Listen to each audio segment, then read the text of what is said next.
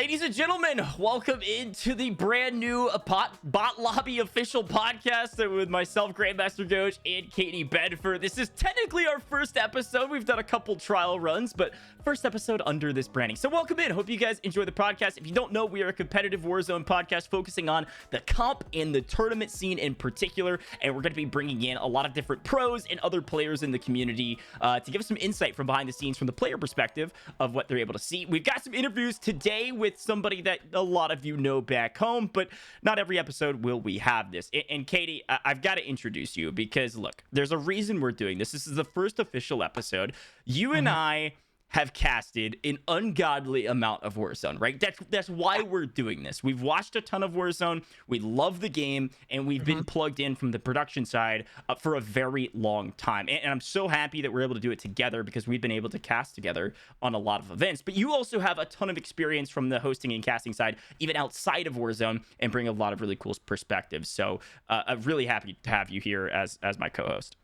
Yeah, I think this is going to be great. I think collectively, I imagine by a large margin, you and I have cast the most Warzone out of pretty much everyone. So when I say that I feel like we kind of are on the pulse of what is happening, I think that's very accurate. Blast, who we'll have on in a minute, I've actually had the pleasure of getting to I guess commentate over him when he was a pro, and since being retired now as he moves into the competitive Warzone scene. But that's what we're excited about, right? We in one of our test runs, we had Shifty on in the previous episode. That went really well to kind of get his perspective on a lot of the things that are going on, his personal experiences with full squad gaming, kind of the cheating accusations, and now we get the other side of things to see from not only the perspective of a competitive Warzone player, but also one who was formerly a pro player, to get some of the background insight that we, both as casters and as viewers, might not be have access to, kind of some of the behind the scenes of how things work. And of course, all the fun tidbits, the recaps and the drama and the cheating and all that. Because that's one of the great things about competitive Warzone, Gojj, is that we're never wanting for juicy tidbits to discuss. Yeah, I mean, there is so much drama in this space. Some of it's hilarious and some of it's extremely serious. And our goal is to bring all the information to one kind of congested area or one compiled area so that you don't have to scour Twitter for hours and hours like I do every single night to figure out what's going on in the scene, who's playing with who's not playing with who, trying to add some dynamic to this kind of like team-based game, but also a very individual space that we have here in the Warzone comp scene, especially without an official league. So excited to continue to do that going forward. I promise our intros won't be near as long going forward on our future episodes, but we have a lot of familiar faces here in the live stream. As a reminder, we do this live every single week. Wednesday at 2 p.m. is our current time slot. We're going to test that out for a little while. Live on Grandmaster Gojj Twitch channel, which is my name. And then we also have a new YouTube channel we just created, Bot Lobby Podcast. It's linked in the live chat. It will also be linked in the description of the YouTube as well as the podcast platform once that is live, so you can go back and watch the VOD-based content. It'll be cut for you on either side, so it's even easier to digest. And then, of course, we will also be posting this as a podcast on audio forms. And hey, we're always looking for sponsors as well, so keep that in mind. If you're a sponsor out there, you like what we talk about, you like the Warzone scene, you want to be plugged in some other way, maybe in a news source type of way, you have an audience you want to reach, we're more than happy to have a conversation with you about that. All right, Katie, I think we got all of the things we wanted to get out of the way. We have a very special guest that is about to hop on the line with us in just a couple moments. We've got a lot to talk about today. You just came off of well, really one of the biggest, if not the biggest, rebirth tournament we've seen thus far with the Baka Bros. It's a $50,000 tournament. Our guest today played in that event. In order to prep the audience for our guest and some of the talking points today, you want to give us just a very brief recap of the event you just hosted and why this kind of leads into this conversation with our guest. Yeah, of course. So you set it up well there. It was, of course, a 50K, and how the money was parsed out was a little bit different than usual, and it went by game. So there was essentially 10 custom lobby games, and for the highest scoring team in each game, they won $3,000. With the 15 teams, they were divvied up five apiece to the team captains in Repulse, Lucky, and Gojj, and whoever cumulatively had the best set of 5 trios also got 5,000 distributed to their teams. And then there was 15,000 given out to first through third for overall scores by the time it was done. So it was interesting, different couple ways for people to be able to earn their cash. And well, it was one of the qualifying teams that actually came out on top. It was Team M Sage that ended up winning the whole event. They won a qualifier. They looked incredibly strong throughout the entirety of the tournament. They were jockeying for a while with Tommy's team for first and second before in the latter half of the tournament pulling away and getting a consistent hold on first place, and that is where they finished it. It was M Sage's first major tournament win. It might have been in Veiled as well, I'm not sure. But it was certainly a first for them, and it was really exciting to be able to talk to him after the fact and experience that with him. Team Tommy did come in second place. As you guys know, that's going to be TBE, Tommy Almond and Noobs. And then Booyah's team ended up coming in third, which was Booyah and Diaz's team. And I mean, based on the kind of the lineups, I'm not particularly surprised by those outcomes. I think the biggest surprise there is that M Sage's team took first and Tommy's team didn't take first, because we know how impactful they are when TBE plays as a trio. But I think toward the end of it, that fairly wraps up how things went for the most part. But as we'll discuss, maybe with Blast once he gets in here, there were some tweets from Scummin that we'll dive into a bit later that kind of ruffled some feathers, had people taking a look at what was going on based on, you know, maybe inferring someone might be cheating, some sus stuff might be going on. And then, of course, there was the Thief temp ban on Twitter, or on Twitch, rather, which meant that he couldn't play and forced, unfortunately, Destroy and Z to have to scramble last minute. They ended up picking up Skullface. So, kind of a nutshell recap, but yeah, we can go ahead and prep Blast, bring him in, and kind of kick him off with that. And I think a great way to translate this is we're going to talk about the Baka Bros event, of course, because it was a great one. It was a huge event.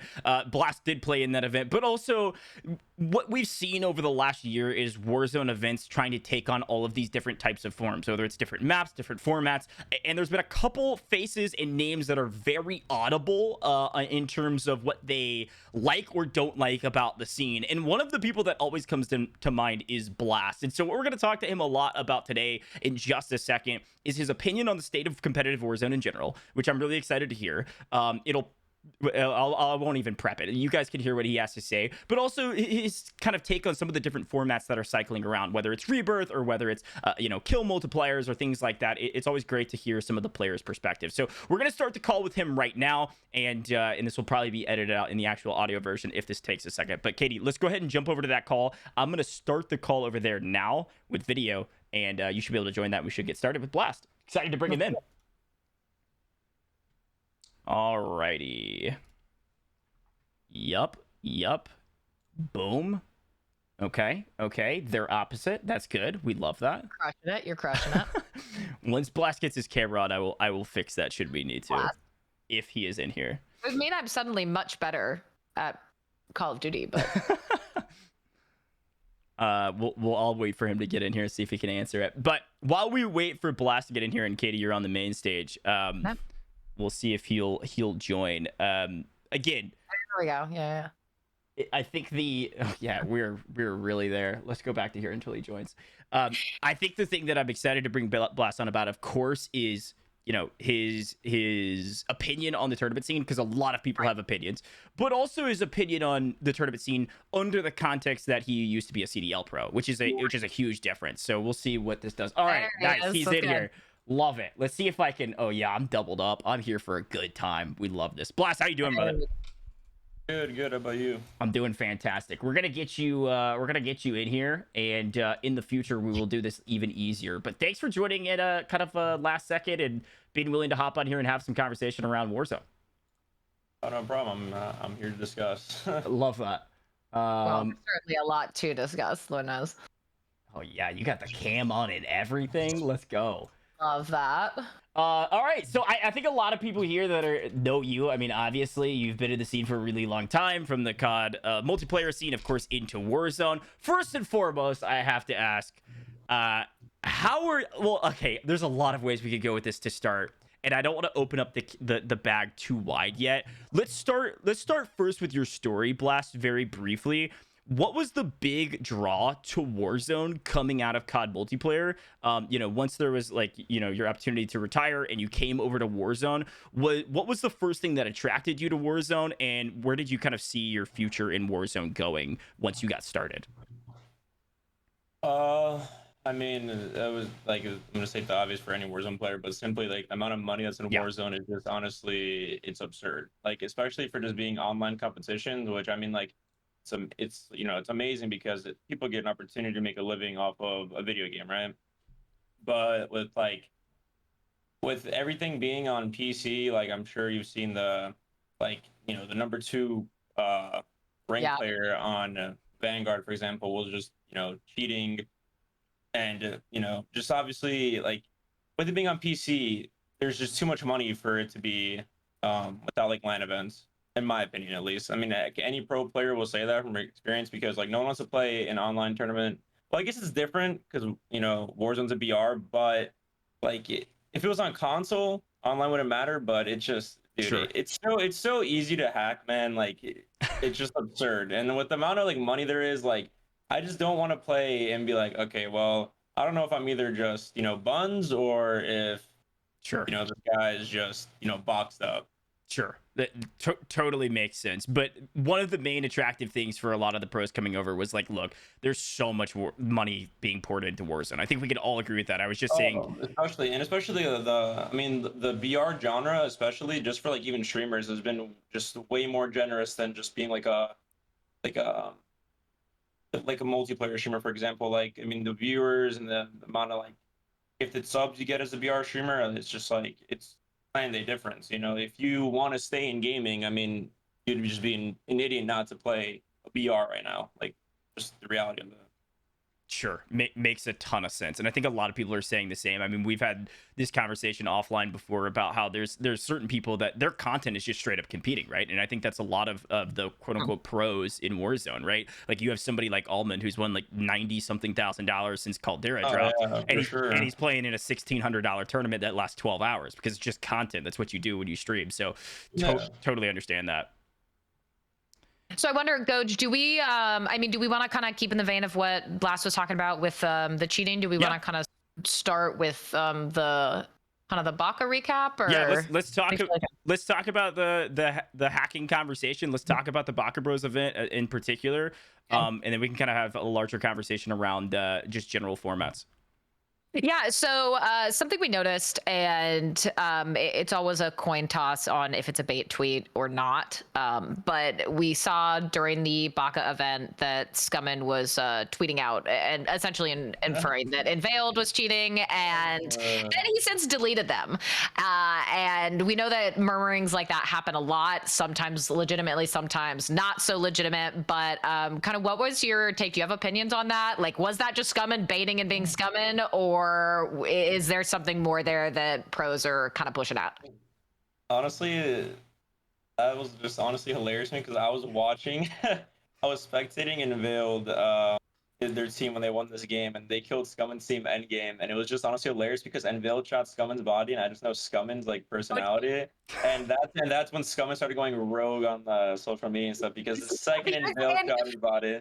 So he got his body shot and Yeah, tweeted that yeah. he's cheating. Well, yeah, that's not why he shot his body. I mean, like everybody has their own like suspicions, and I know. I mean, I don't know. Like I honestly like after that whole thing I went through, bro. I honestly just don't even care anymore. Like about Push uh, 50?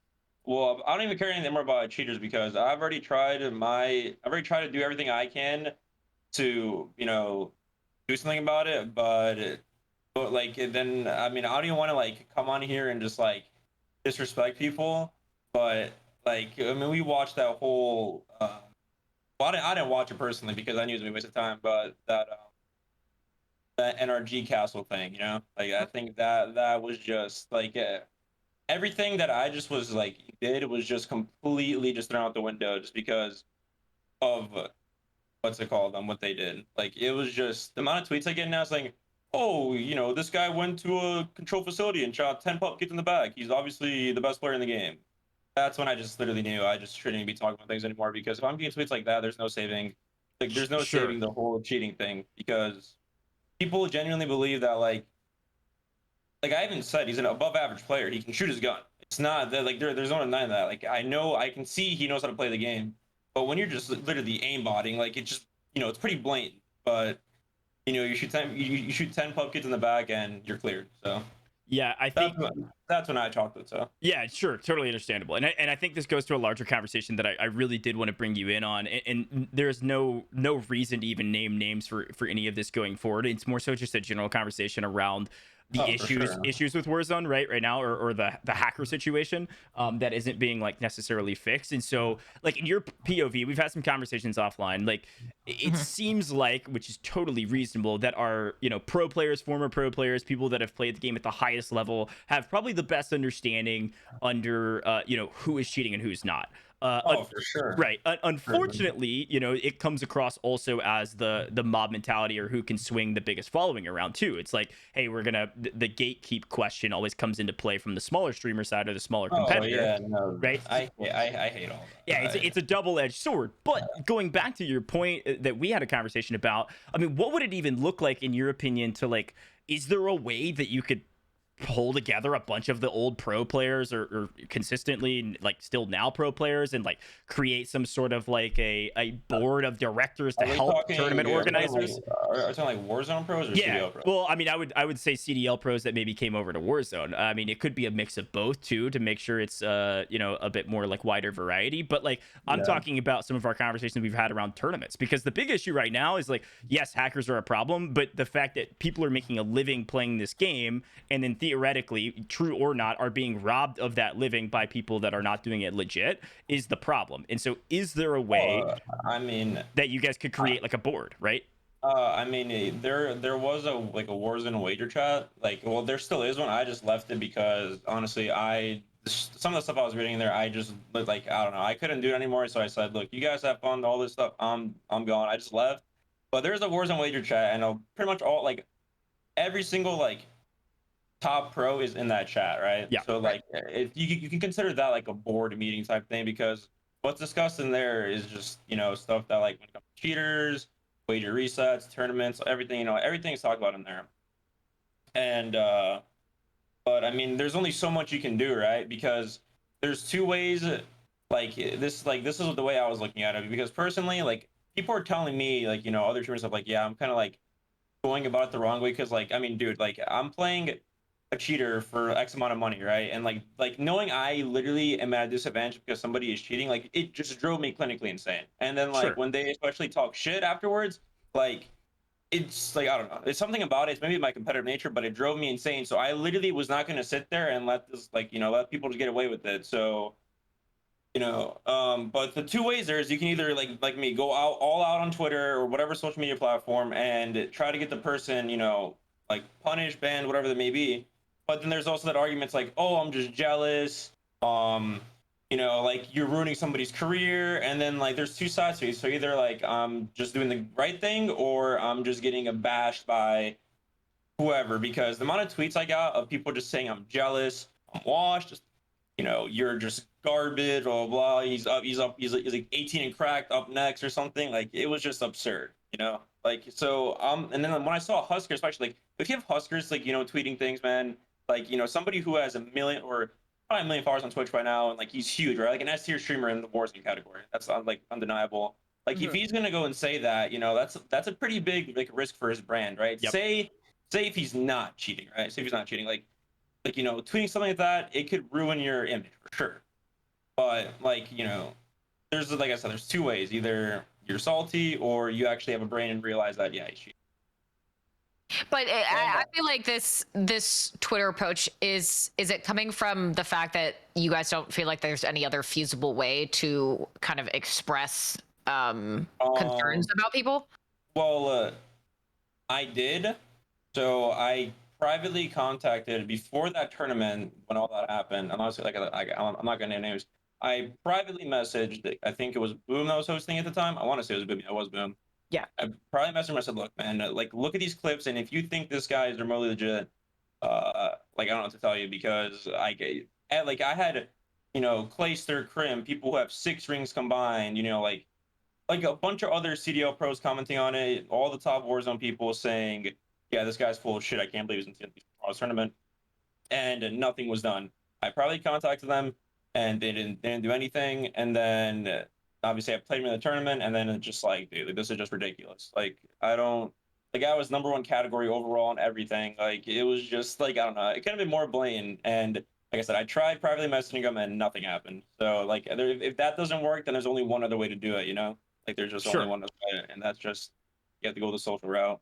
So I wonder then, when we take a look at something like this, obviously you are rather a retired pro, so you are familiar with how structured pro play is, and CWL, CDL, whatever it may be.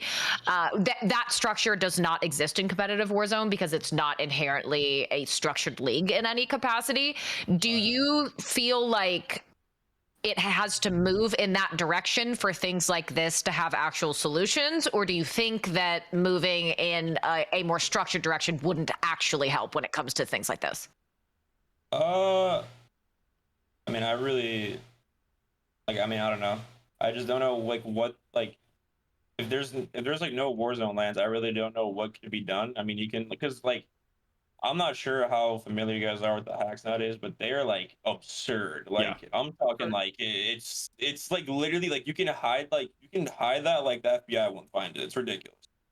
Like especially there's an like and the things people will use the excuse like oh but there's an anti cheats like you know like how are they cheating? I mean, dude, any game on PC, especially it's like free to play, it's most likely going to be able to be hackable, right? I mean, honestly, I wonder how Fortnite does it so good. Like, I wonder how Yeah. Fortnite really does it because I've never seen a cheating problem in that game, especially at the highest level. Yeah, it's a great point. Maybe if it's like maybe it's because the building aspect, like there's no point to Right. have like something on. You can just have to like even if you're cheating, if I'm out building you, like what can you do? Yeah, and there's I want, probably there's probably an easier way to track people that are actually cheating because Bloom is such a huge part Right. of Fortnite to where if your accuracy is above a certain level, there's just no way that's even possible with Bloom. But I don't know. But yeah, it's a great So point. first step in that regard is more so than try and have more lands. yeah, I mean I feel like that's the only actual way that I mean, I don't know, because there are a lot of Warzone people that I know that will not fly out for like a 25K. I mean, like I don't know. I just don't even know because that just costs a lot more money and it's just way easier, obviously, for every party if it just hosted online. So realistically, I just don't see consistent lands. Yeah. If anything, probably like once every few months. That's Yep. about it. Yeah, I think Katie and I have an opportunity to be on the back end quite a bit and have a little bit of insight on some of those conversations, just because we do all of the casting and work with production companies, and I know lands are coming, but that is a really good question. I mean, Blast, even for you who doesn't you play in a good amount of tournaments, but you're not a what I call like a tournament freak like a almond or somebody that plays in a $1,200 tournament every day or something like that, right? Like that's not really your shtick. So what would it take for you to fly out to a LAN? I'll play anything on land. Yeah, like I don't So know. you would probably I fly mean, out for just about any tournament. I'll fly out for 25K. Like I mean, I don't care. Like yeah, I like as long as it's the same like people who are playing and everything. So my I have no issues traveling. I've never had an issue traveling. I think that if we're gonna try to set like a standard, like the big tournaments should be on land, Yeah. like the customs. I mean, I don't know about the TKRs because like I don't know how that would make sense for it to be on land, but I mean, I would do anything about 25K, but I mean, like, I know people who like the higher end streamers, like, who are making a certain amount of money just from, streaming stuff. Like, they want to take time off their stream, to go play a 25K, when Yeah. they can make that a day. Like, I mean, it's it's just, a discussion because you can't. What we talked about, you can't essentially co-stream if it's a LAN. Like you can't sit on your stream making money on your stream while also making money in a tournament. So that is, I mean, that's a great point, right? If it's a smaller level LAN, then you're going to kind of price out a lot of people who just you're might probably not gonna, want to take the time. you're probably just gonna lose money because say if you don't win the tournament, um let's just say like it's a standard 3-day event, right? Which I mean I would guess for Warzone it makes sense, but let's just say it's a weekend, right? And usually people, if you fought tournaments, like you want to hang out with people you haven't seen because talk to them online. Like let's just say you're an S tier streamer. If you're gone for 4 days, let's just say you don't win the tournament, you're quite literally just losing money. Yeah. Like, and people aren't just gonna do that. It's not gonna happen.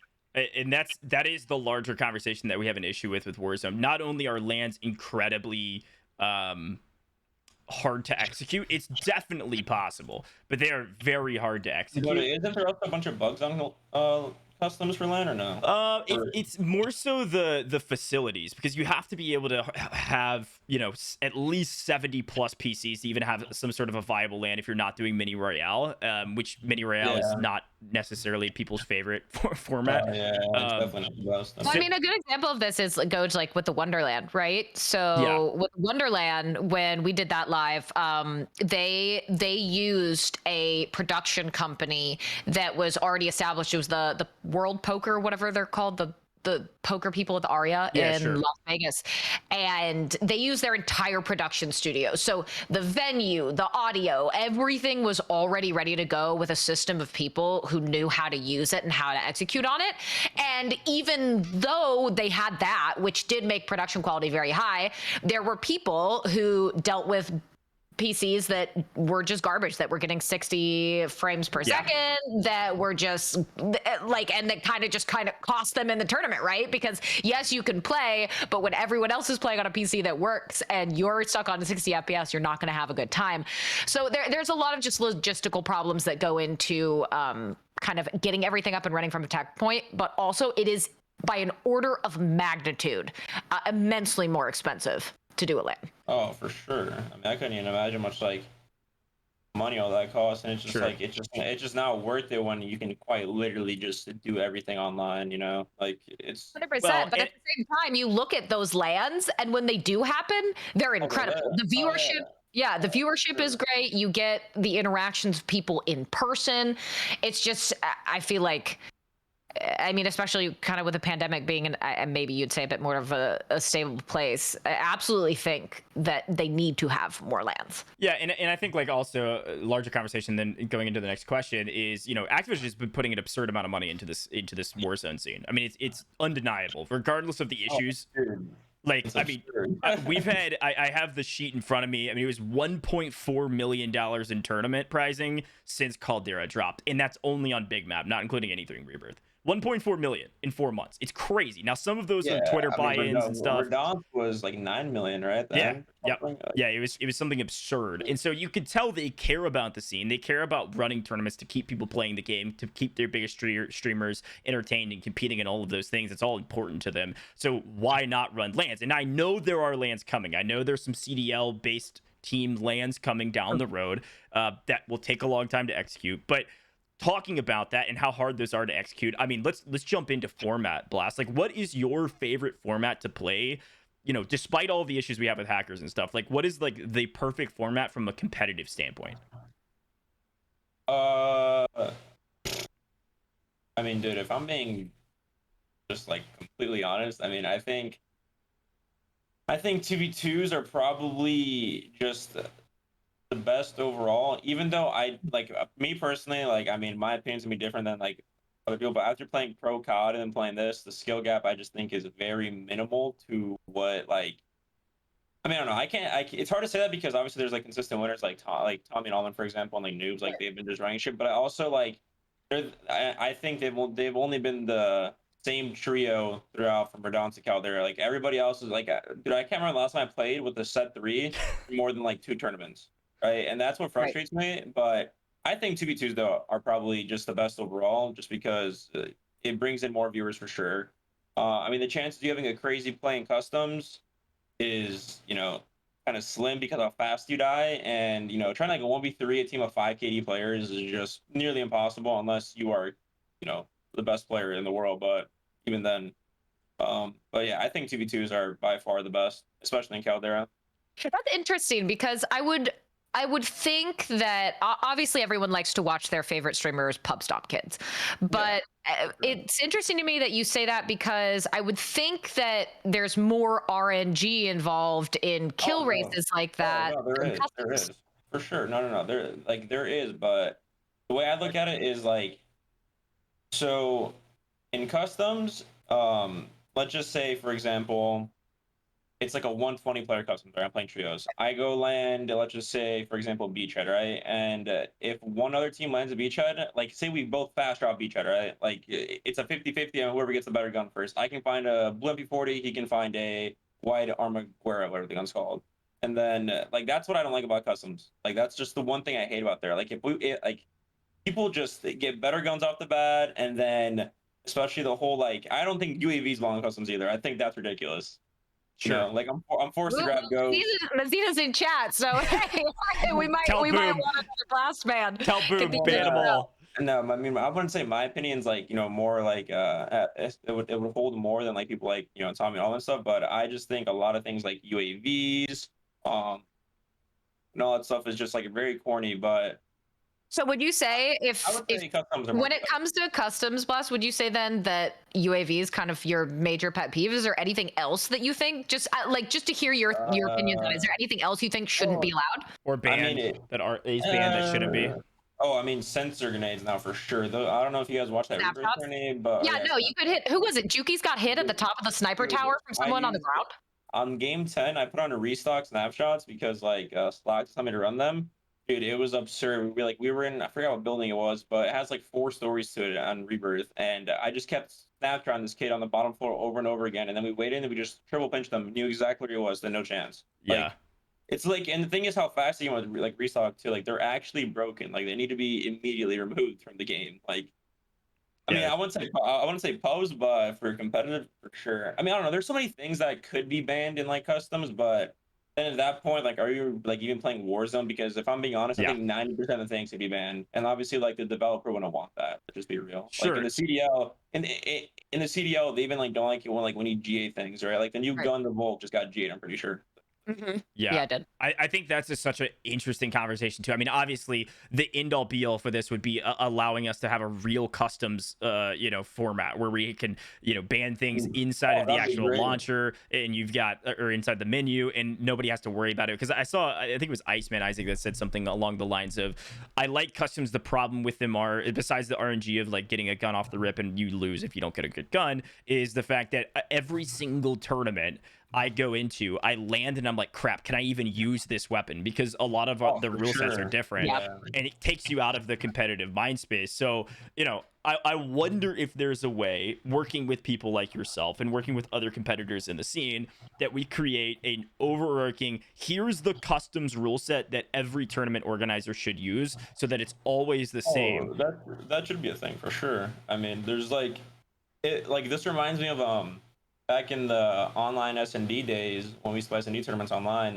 There was like I think 2 or 3 websites we played on, and every single website had a different rule set and different map set. It made no sense. It's like, they're like, are you guys like smoked? Like, why am I playing like? And like that's what leads like well, it wasn't this for Warzone, but for like us back in the day, like we just pretty much like stopped playing a certain website because like, dude, they just would not listen, and like they just kept having like the dumb things in. And it just, But I mean that should be a thing, but also like it makes it hard because so obviously the ground loot guns are always changing, right? Yeah. And they're gonna have band attachments sometimes, right? Like the Insane rounds, for example. I forgot. I think like all the purple variants right now, as the ground loot, have them. Yeah. And that's just really like bad because I mean, dude, if I land somewhere right in a tournament and let's just say that's the only option. I mean, like, am I just gonna get screwed because the ground loot is just banned, and this guy, let's just say he picks up a blue variant that he can use, and I have to either use a pistol or just risk forfeiting using the purple variant. Right. Like I think that's just so corny, and the fact that I have to like deal with things like that is just not fun. Super interesting. I wonder then, and I don't know if there's actually a way to feasibly track this or if it would work at all, but I wonder, Gojj, if it's something where there could be accommodations for first landing. Yeah, and guns that are available to you upon that first landing. That has been the case in the past. What sucks too is you pick up whatever guns available to you, and then as soon as you find a gun that is not within that, like drop that and pick that one up. I don't know. It just it's so subjective. But I agree with Blast that it is inherently unfair that just depending on where you choose to land, or if someone lands there first, you might be stuck in a situation where you automatically lose because you can only use your pistol.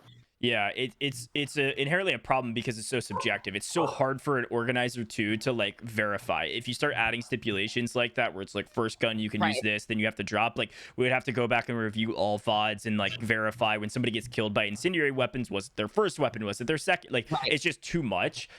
Which is why a lot of organizers have said, hey, if it's ground loot, you can use it even if it has banned attachments. Some haven't, but some have done that, and that seems to work better. But then it's almost like, well, I'd rather just run this gun the entire time because it's better than a lot of them. Well, no, Right. I mean that definitely is. I mean, I think everything should be allowed until first load up. Besides the obvious like launchers or something like that. Yeah, But I mean, like that was the no. So that was the problem. I think I forgot which season it was or what time period the game was. But there was it was when the Bren was ridiculous, right? yeah, Yeah. What the thing was they're saying is you could use Bren ground loot, but you can't use it after you get loadout. But the thing is, the purple Bren at the time was pretty much a loadout Bren. It was actually yeah. like, and this was when like we were using the what's it called them, the Cooper for customs. I remember because the automaton wasn't being used at the time because they got hard nerfed. We were using the Cooper, and I remember vividly. I actually remember this like it was yesterday. Uh, I died to Juki's in the back, and he Yeah. had a purple Bren, and he was right next to his loadout, but he didn't hit it because like it was when the ground MP40 was also godlike, so he just had a green MP40 in the back pocket, which is pretty much a loadout MP40 if I'm being honest. It was really good. Like I used to use that thing all the time. And he had a purple Bren, and I died immediately. So there's zero chance, and he's on EU ping. And I was just like, bro, like this is ridiculous. This guy's not even hitting loadout because he has better guns than me when I'm hitting loadout. Like, I thought that was a little corny, but I mean that's just how it is, though. But I mean now the ground looks pretty like bad in general. So, I don't see anybody ever saying that again. That they'd rather Yeah. use ground load over their loadout. I mean, But Gojj, I saw that, and Mazita was saying he's all ears in chat when we kind of take a step back to having a universal, if anything, at least customs rule set.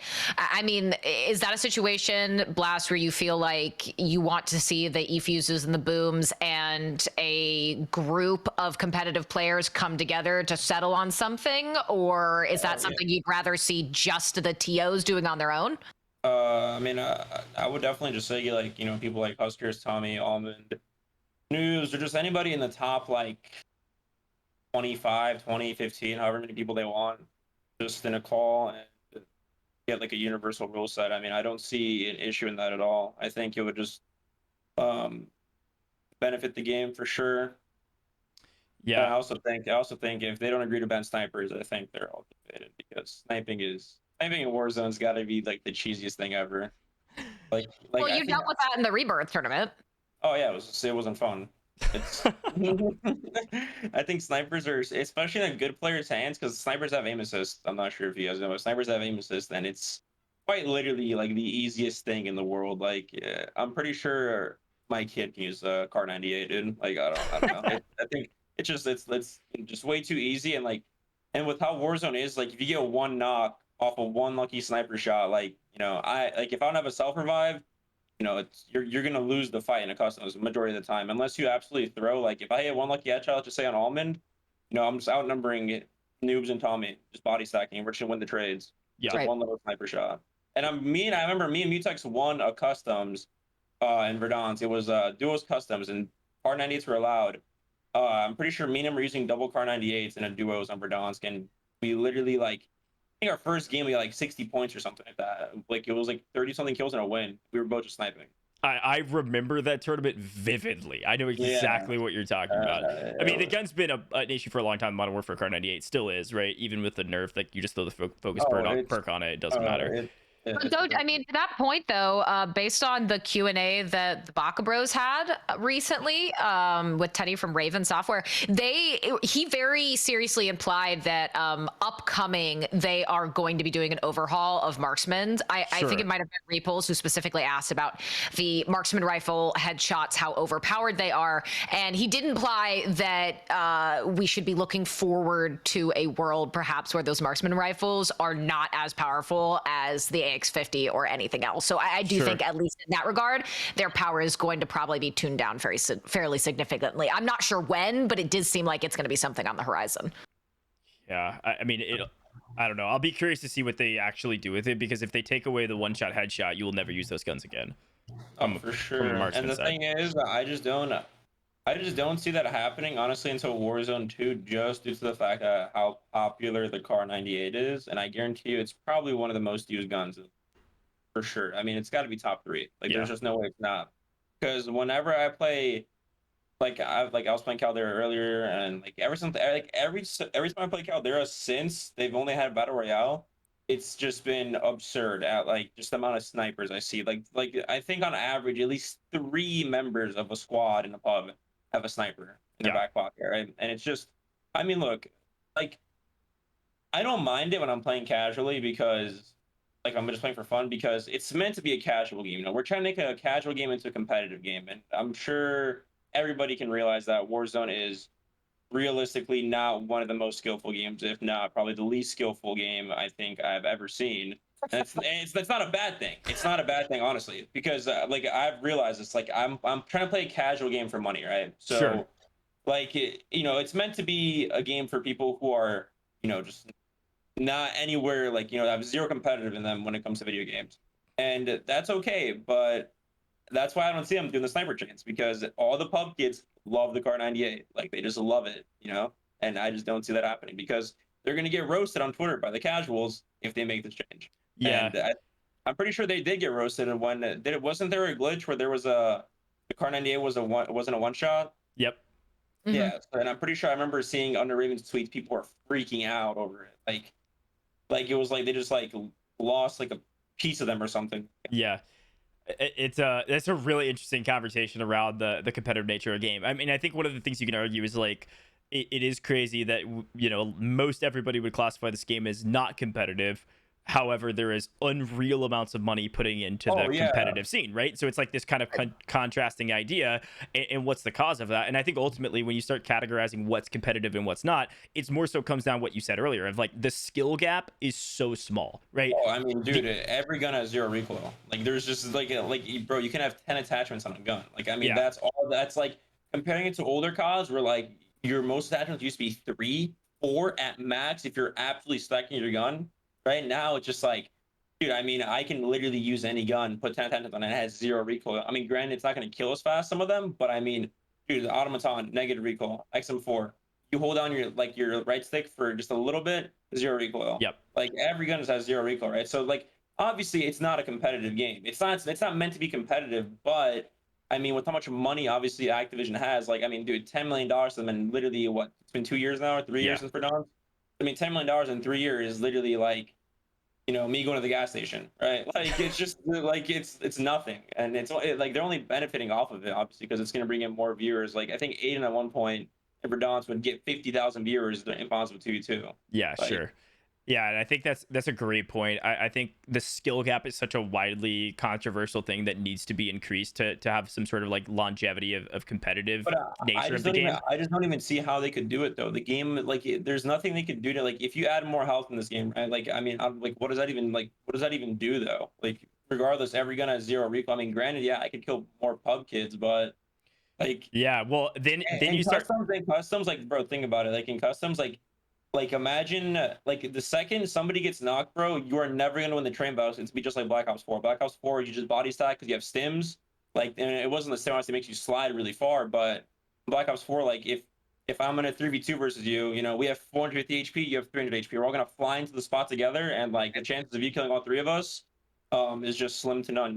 Like, Yeah, no, that's a great point. That's what I was gonna say. Like with the skill gap of Warzone, it doesn't come down to shooting anymore, right? It comes down, the only really opportunities for real skill gap that you can provide is the utilization of stims, because that's such a key factor even right their now stims are in so movement. corny. They're Sure. still so corny just because, bro, I was literally, dude, I think it was in the Bacchus tournament. I think it was, or it was in a different Rebirth tournament. I was like literally end game and I didn't have any stims or an ammo box and no gas mask. This person that was like next to me had a gas mask, 2 stims, and a muni box with probably dead bodies around that have stim. Dude, he was in the gas for like a minute before I couldn't even do anything about it. Like, I don't know. I think that whole thing about stims is really corny and something needs to be done about that because especially end game, like it's not like Apex, right? In Apex, like once the circle gets further into the game, like you take way more damage in the gas, where like you pretty much die like in 2 seconds Yeah. towards like the last circle. In Warzone, that's not the case. You can literally still just be tanking the gas like super late game. I mean, do you And think that's something that you'd like to see them implement then? Is a uptick in damage from the storm as circles close? I mean, yeah, definitely counteract stims, but like I said, I mean, I just don't like because like it takes them forever to update customs to match what pub rules or what the pubs are like. Right. Because customs, but like I don't see them making a separate update because the pub kids will not like that at all. They Yeah, wouldn't like you dying 1 second in the gas. So yeah. that's where like the whole like I can make a list on what great changes could happen in Warzone, but the chance of them happening because it's only going to benefit the what's the competitive community of Warzone, like the 0.01% of Warzone or something like that. It's something like really small compared to the actual casual fan base. So Yeah, like the totally. chance of yeah, so like I just don't see any of that ever happening unless like they make a unless they go all out, have a ranked playlist, and there's like a rank that's completely different from pubs. But Yep, and that's the big question mark is if they go ranked, will it have to be the same as pubs? And if so, what does that do for some sort of like future competitive scene? Because like the idea that Katie and I have talked about a ton, either on this podcast or what have you, is the idea that once Warzone 2 drops, there's going to be a lot more implemented that isn't currently in the game. I think we're going to see Right. a lot of for changes sure. to customs, right? We'll see potentially a ranked playlist. We'll potentially even see like some sort of Warzone league. I don't know. Like I don't have insider information on that, but it's possible with kind of the plans that we're hearing across the board. And if that's the case, then we have a larger conversation around what does that even look like? Because the game is built for a pubs player. That's their general audience. That's their moneymaker. And if you try to make it into a competitive game, you almost have to restructure the way the game is played, as opposed to something like Apex, where the ranked and the pro league is essentially the same as pubs. I mean, that's true though. Gojj on top of that, but Warzone and Call of Duty in general they've never really tuned for professional play necessarily, at least not in the last few Call of Duties. Oh no, And for sure. that's a difficulty too, is that if you're looking from the developer side and they are tuning their game toward casual players, that's always going to put a huge strain on professional play and competitive Warzone play. Yeah. I know that like so. I mean, I'm sure I can speak for any like pro, ex-pro, or top player. Like Treyarch has always done its like the best, right? They do everything. Like Black Ops 4. I mean, bro, people like Blackout was just like obviously like the first COD VR, and it was great. I think Blackout was amazing. Like the map was so good. I think everything was fine about it. But obviously, I wasn't a big fan of the armor thing. But like, and Treyarch had a great multiplayer, a great zombies, and a great VR. I think Treyarch knows how to do like everything, and but the only issue is that ever since MW19 came out, the casuals like think it's the greatest game in the world, right? Which is good for them. I'm happy the casuals got a Call of Duty they enjoy, but I would personally love to see Treyarch in charge, and I'm sure a bunch of pro players would because Treyarch does like traditional spawns. They make you know I don't know about you guys, but I'm more a fan of a cartoon Call of Duty, like Cold War stuff like that. Like I think like a more cartoon Call of Duty is better than more of like a like I feel like I'm playing Battlefield now when I play COD, right? Got it. It's not like the old school like Call of Duty that everybody used to love, but Sure. um and yeah, I mean that's the only way I could see it being like good for pubs and like a ranked is if Treyarch does everything, but I just don't see that obviously that happening. Yeah, that's super So interesting. yeah, I mean, Um, like all the pro COD players and the competitive COD players, just all we do is think about Treyarch. It's just Treyarch is just while you're amazing. sleeping, while you're laying in bed at night, you're just thinking about Treyarch, man. Just please, Uh, please come back. Dude, it's because they make like actual maps like it's like fun for a casual, but it's also good for competitive. That's what they've always been good at. Like for the most iconic maps ever, standoff and raid, right? Probably one of like the best competitive maps COD's ever had, and it was a great casual map and a great like pro or like tournament map and stuff like that. Yeah, So that's interesting. Well, I wanted to jump back a little bit, and we'll finish up this conversation. Thanks for spending so much time with us talking about these different things. Obviously, all of us are passionate about it in different ways. And the last piece I wanted to just jump back to was you had mentioned you playing with Mutex and some of these players that played with different players and found different teams. And it's really just been Tommy, Almond, and Noobs that have played together for really specifically Tommy and Almond that have played together since the very beginning. I mean, everybody else swaps yeah, for teammates sure. around, and chemistry is such an important part of the game. because there is little to no skill gap. That little advantage of chemistry oftentimes will be the reason you win, right? Because you know how these people play. You've done it a million times. So for you, first and foremost, the first question is: I saw your tweet about new duo for tournaments. I know the event that you tweeted that after was a frustrating event nonetheless. You and Mutex have had a lot of success together. You've also had some not so much success together in more recent days, not necessarily even to your own fault, more so just the chemistry. So are you looking for a new duo for specifically 2v2s or even into customs? If so, do you have thoughts on who yet? And I'll leave it at that first. Well, so Charles initially told me he was taking he told me he's taking a break from like tournaments because obviously like during tournament days, like everybody's live and like if you don't win the tournament, dude, especially like how bad we've been playing, like you just like lose like relatively quick and like like you have to flip. So he's more of like a nighttime streamer, and you have to flip your schedule for the Interesting, tournament, yeah. stuff like that. Yeah, so like it's like almost like at that point, like especially if we're getting shit on, like it's just I'm sorry for cussing. I don't know if I. You can cut. Yeah, it doesn't matter. You're good. Like it's not, especially like I'm pretty sure the next few turns coming up are all customs, and we've never had like a set like trio customs, and Right. he just said he's be taking like a little break from tournaments, and so yeah. In the meantime, I still want to play 2v2s and all that stuff like that. So yeah, I'm gonna be like looking for somebody right now. I'm playing with Intex. Yep. But and we'll see how that goes. But I mean, yeah, I mean, we just obviously have been performing, and also like, I mean, I've definitely been like slacking off. Personally, like I've definitely not been playing as good as I should be, and obviously as I know I can. But he just said he's taking a break, and Got it. So what goes into kind of the trial period? So you said you're playing with Intex. What goes into it from one of the people playing the duo to figure out and assess, are we going to work well together? And essentially, obviously winning is kind of a very strong indicator of whether or not you should stay together. But I feel like a lot of time we see duos that have potential that don't stick it out with each other to hit that winning phase. So what goes into it for you when you're kind of starting to trial run new duos? there's multiple things. I want to say it's like I mean, I guess you can say the trial run, but I mean, like number one, obviously, like you want to play with somebody who gets to the tournaments, right? Because I could go find, let's just say, for example, some random demon who obviously I see potential in, but like, I mean, I don't get invited to every single tournament. I do get a good amount of invites, which I'm thankful for, but I definitely don't get invited to like, because some people like, let's just say, for example, like Aiden, Tommy, Huskers, anybody like of those people, they're pretty much guaranteed a spot in almost every single tournament, and it's good for them. But I mean, it's hard when you're not guaranteed a spot into a tournament, right? So like, I know that's something that, like with Intex, like he really hasn't had a duo that gets invited into every single tournament, right? And I feel like I get invited a good amount. So, and I know Intex is a beast. Yeah. And it all comes down to literally, I don't even say there's like really all these players are good enough to kill public kids, man. Like, let's just be real. Like, it's like we're playing pub kids. Like, the casual Warzone player has like what, like a 0.9 KD or something like that, Yeah. 0.8. So there's like it's just all about when like you guys just have to like not have egos, like listen to each other.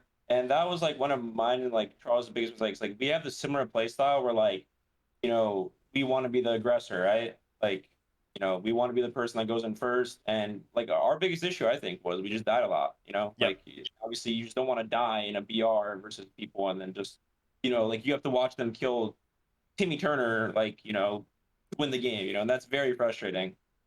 And I think with Intex, I mean, like I know he's really passionate about winning because he's never like he thinks he's really good. And he's never had the opportunity, and obviously I'm just gonna let him do his thing. Like I'm gonna just play around him. I'm not gonna, just force things upon him, and I'm just gonna let him do his thing, and then I'll just play the back end, just res if I have to, and just play slower. Sure. That's how I'm gonna approach it because I mean let's be real at the top, like anybody can kill pub kids, bro. It's all about people taking the back seat and like realizing what it takes to win. Yep. So. Well, I wonder, it's something when we cast you guys, and we cast you guys in a lot of tournaments, we notice certain tendencies with duos, and something that I always noticed with you and Mutex was that oftentimes if things weren't going well or there was a tilt moment, you would both start to spiral together and no one would really be there to pick the other one up and try and kind of get the vibes back on pace. And then it would feel like you guys were starting to play like you already thought you'd lost. So is that true, my perception of that? And also, how important kind of is that to having a duo that can, you know, kind of avoid pitfalls like that of maybe not spiraling together, always having one person who's going to kind of lift the other one up? I mean, yeah, that definitely was an issue of ours. I mean, it's, you know, it's not like a secret. Like, we obviously did have, like, you know, moments where we would, like, talk about something and then either one person wouldn't handle it well or something like that. And I mean, you definitely don't want that. Like, and I think Warzone, honestly, the amount I've played it, I genuinely think it's a game where if you want to play good, you just got to be tilt free. Like, you just can't let the little Right. things like piss you off. Like, I mean, the other day I died, like, I knocked somebody, I take one step in the doorway, I get blown up by a claymore and bouncing buddy, right? Like, if that was in a tournament, yeah, I'd probably get pissed off. Like, I'd probably Right. get pissed off, but I was playing for fun, so I just said, all right, whatever. And then, like, I still finished the map with like 30 plus kills, 40 kills. So, but if that was in a tournament, I probably would have just been losing my sanity because, like, wow, like, I could lose this because some dweeb has a claymore and a bouncing buddy, right? Like, Yeah. it's definitely, especially like playing for money, it's very rage inducing, you know. Yeah. And uh, I mean, that definitely was one of our problems, you know. Like, if we like, we'll just get pissed off really fast, and it's just hard to get out of that mindset. Well, I wouldn't say it's hard because there are people who like don't get pissed, but it's just definitely something that When you are frustrated, it yeah, it's is chalk. very hard It's to chalk. get back on track. Yeah, it's just chalk. Yeah. Yeah, That makes a and lot of sense. I mean that literally happened in that happened in the I think it was 150K. I mean, first round played Slack and Apathy, right? And um like I forgot something stupid happened, and like we both just like lost full because you know Viridian loses round one, and probably I think this was the biggest tournament of Caldera, right? Yeah. Yep. Like we were like Viridian loses round one, and then like, we started making a run, but I mean, you know, you can and then like going into the I think we played losers round four, I think it was versus Wag and Hisoka, and literally it's a one and done, right? Which Yeah. also I think is literally ridiculous. By the way, 100,000 tournament, Right. you get sent to lose. I mean, granted we are in losers, but I mean, like, bro, if I'm playing for $33,000 each and I'm playing a one and done, like I think that's a little absurd. Yeah. And obviously there is like broadcast times, and like obviously it can't be going on for 24 hours, but Right. like, I mean, dude, that's What do you so think much about money, something bro. like a double-sided bracket, which was But you know what happened that game? We ran into Scummin, Unrational, Slack, and Apathy, and Apathy killed me, and Scummin killed Mutex. So both of our ghoulies are just gone. And now we're like, okay, well, we have one life, literally. If we both die, we're just chalk. We're out. Yeah. All because another tournament team was in our game. Yep. Like, It is best of one is a really, really tough tournament format. I mean, Katie and I talk about this on broadcast all the time. It is near impossible, if not impossible, to go down into losers bracket round one and then make your way all the way through. I mean, you have to get you have to sell your soul. Like, you have to get the most god luck you've ever had in lobbies. oh And yeah, especially because it's a war zone. Like that yeah, just, I mean, there's just so much RNG. Like I said, I just got into a tournament team. Like, you know, Scummin killed me, and then Apathy killed Chuck, and it's just like, all right, dude. Well, now like so then Hisoka and Wag immediately saw the gamer tags like, all right, you know, we're bouncing. You know, they left factory and they went across the map, right? They yep, didn't see him one whole game. yep, It's like, okay, well that's fun, you know, like yes. I right. mean, So do yeah.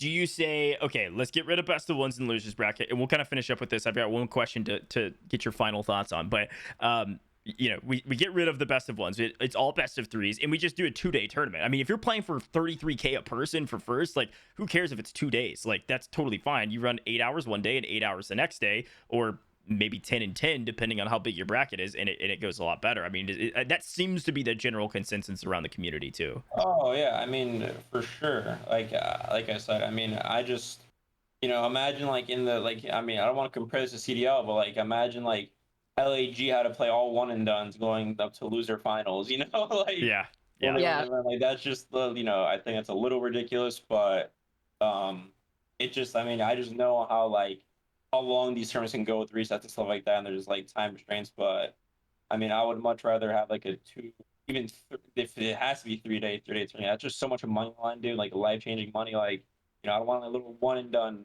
decide my fate. Yeah, Like, I very just think, very coin flippy. yeah. Interesting. So interesting. Thanks for providing so much of your opinions and thoughts and kind of information from the back end. Katie and I love speculating. We love talking about different teams that might pair up and things like that. One of the other things that was tweeted out was that Noobs was looking to do him and Huskers actually both tweeted Noobs and out Huskers broke up. they broke up. They're no longer dating. Very amicable split, but they're both splitting up. Where do you think we go from there? I know Scummin was maybe teasing, hey, I pair up with Noobs. Where do you think both of those players go into 2v2s? Well, I'm pretty sure Noobs and Stukawaki are a duo now. So, Are they? I like that. Yeah, spoiler alert, but I think they're the new duo on the block. We like spoilers. Any more you have, feel free to add. I think that's really it. I don't know who else really stopped playing with each other. What do you think Husk will do? Who do you think he goes to? Honestly, I really couldn't tell you just because I just don't know anybody that's like available unless he just steals somebody, which Yeah. obviously could be like a Husker Scumming thing, but I just don't think Scumming will leave Gary. But I mean, Yeah. I really don't know who Huskers would we would play with. I mean, I really couldn't tell you honestly. I'm trying to think of the names, but like, Yeah, no, it is hard. I mean, I was doing a lot of conjecturing on it too. Stu was one of the people that was floating around that I was like, this makes sense. That could go one way or the other. And then, yeah, I mean, if Huskers try to steal somebody like a Joe or like a Brad from each other, or which won't happen, I don't think. And then, the only other option is Scum and Gary splitting again. But like, I don't know where. I don't think Scum would do it either. Yeah, super interesting. I'll be curious to see what happens going forward because there's a lot more 2v2s. Black, do you think that there are other duos that should split up? I really couldn't even tell you what to do besides like the top four. I'm being honest. Right. Yeah, consistently. Maybe like I don't know.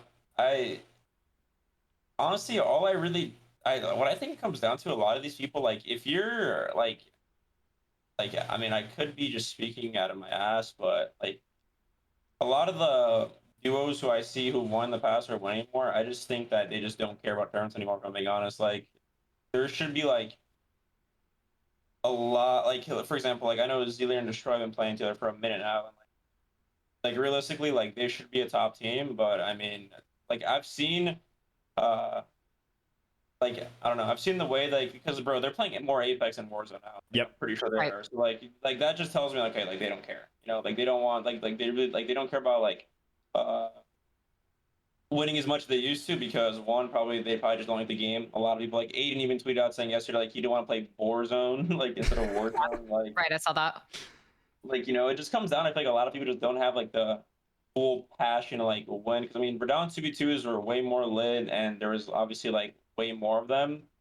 But they're not really like tripping over these tournaments. But Yeah, that's a great take. I think people like obviously Oscars and News. I think they still want to win if they're still splitting. If they're like splitting, that means they obviously do want to win. So we'll see how that works out. I mean, I feel like honestly, you're probably seeing back together because I'm pretty sure this isn't the first time they split. Yeah, I think they've tried to split before. They came back together, and looks like they're trying to split again. Yeah, I'll be really curious to see where Husk goes. I like the Stu Noobs play. We'll see what they're able to do. You can send Stu out to play a bit more chaotic than he has in the past, maybe. But great, awesome. I love the takes. Blast. I mean, Katie, anything else before we let Blast go?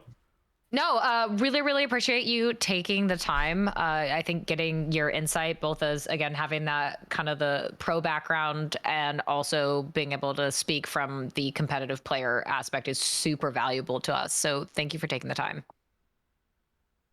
No problem. I'm always open and doing these types of things. It's just some things do need to be addressed, Yeah, I love it. Well, we're definitely going to continue to talk about it. I'm sure you'll be involved in some of those conversations. Thanks for popping in and having a call, and have a great rest of your day, man. You guys have a great day as well. All right, peace, brother. All right. Oh, my That was face. great. That was That was great. great.